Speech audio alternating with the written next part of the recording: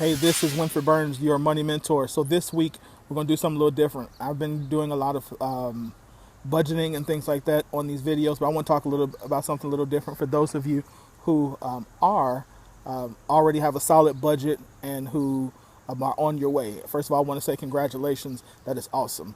So if you have already established your savings account, and let me as your money mentor, I'm going to tell you something. Tell you this. Number one, I do not believe that an emergency fund should be 6 months worth of your salary.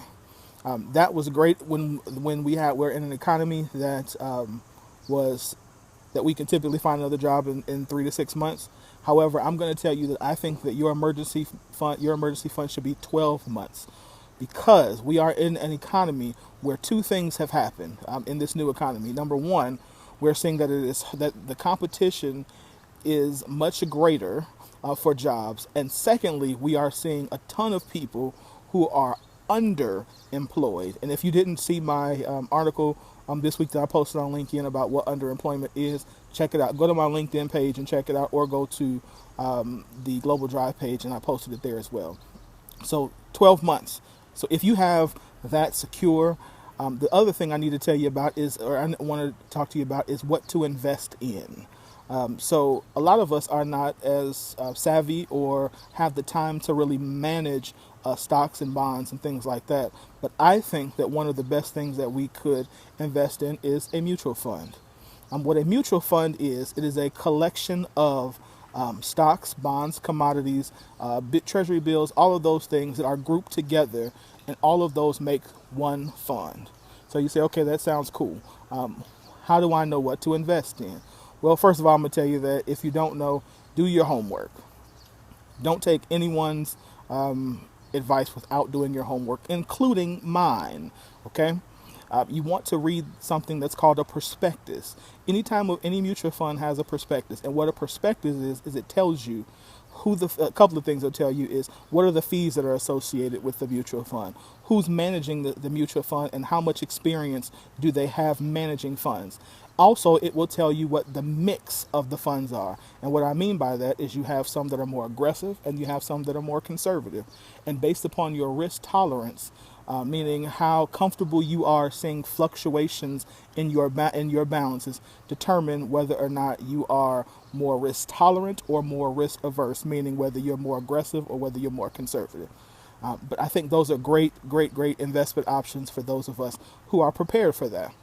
The reason being, if you don't understand what a specific stock is or what a specific sector is, a mutual fund's design is that it helps you reduce risk by being in these multiple things. That's called what we call diversification in the financial services world. Okay.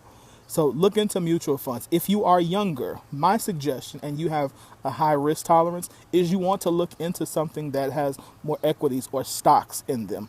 Why? Because you have a longer time table at which you need to pull the money out of. If you are closer to an age of retirement or where you're going to need the funds, then you want to be in something, or your risk tolerance is not so high. You want to be in something more conservative.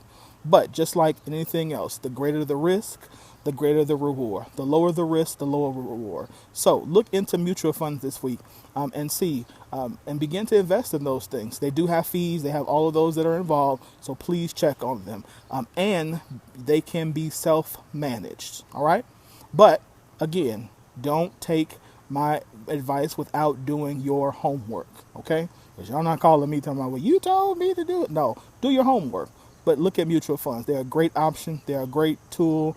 They are a great investment option for those who don't have the understanding of them or who don't have the time to self-manage them, okay? Or to manage them, excuse me, all right? Love you. Be blessed. We will be back, and always, Global Drive Radio, Wednesday, 8 o'clock Central Standard Time with me and Rashad and Miss Jasmine.